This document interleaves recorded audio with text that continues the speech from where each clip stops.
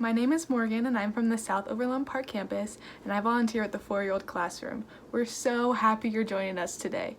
Now let's get ready for our Grace Kids Jr. epic Bible story.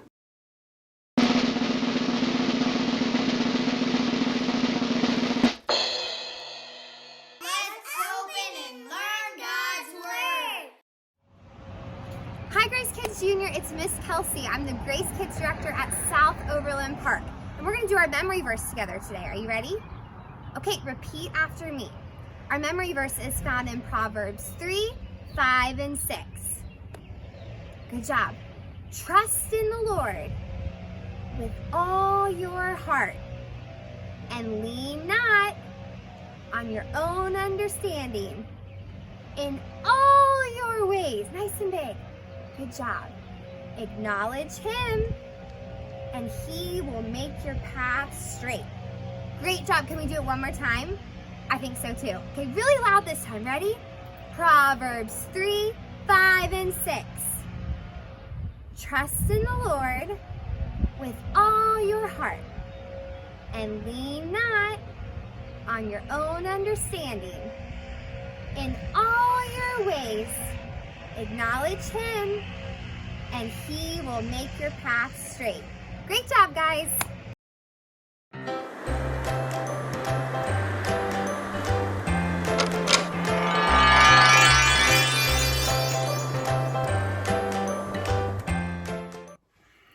Can you guess what our clue is for our Bible story today? A water jug.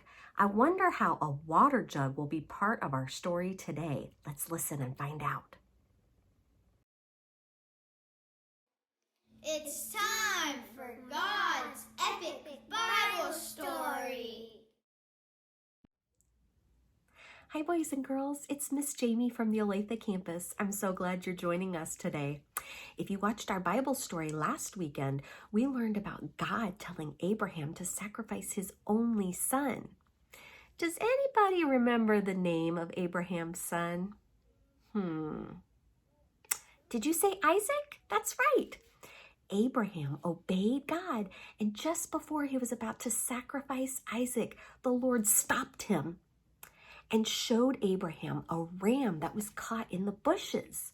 Abraham sacrificed that ram to God, and Abraham knew God provides. After this, Abraham and Isaac went home.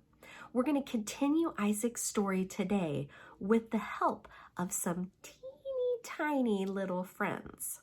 Let's get started. Abraham watched Isaac grow into a man. Today's story takes place many years after last week's story, when Isaac was 40 years old. When Abraham looked around, he could see how God had blessed him with a family, many animals, many servants, and great wealth. But something he did not see was a woman that would make a good wife for Isaac. So Abraham asked his oldest and most trusted servant to go find a wife for his son. I want you to go back to my relatives in Haran to get a wife for my son Isaac. The servant said, "What if the woman is unwilling to come back with me to this land? Do you want me to take Isaac back to Haran?" Abraham said, "No, make sure that you do not take my son back there. The Lord promised me, saying, 'To your kids and grandkids I will give this land.'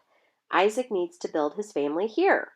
I believe God will send his angel ahead of you so that you can get a wife for my son from Haran.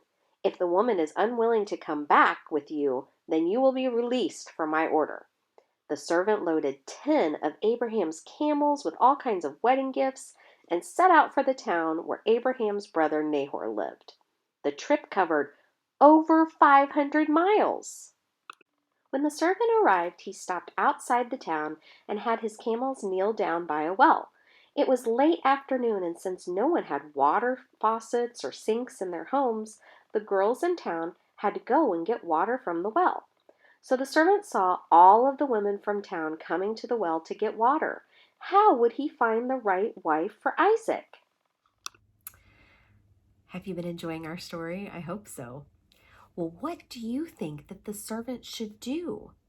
How many of you think that he should pray and ask God to help him find the right wife for Isaac? Do you believe that God answers prayers? I do. Raise your hand if you think so. Yeah? Well, then it looks like you already know the heart of the lesson for today. God answers prayers. Can you say it with me? God answers prayers. All right, let's see what's going to happen next. The servant prayed, "O Lord, God of my master Abraham, give me success today and show me kindness. I need to know which of these girls you want to be Isaac's wife. Help me to know.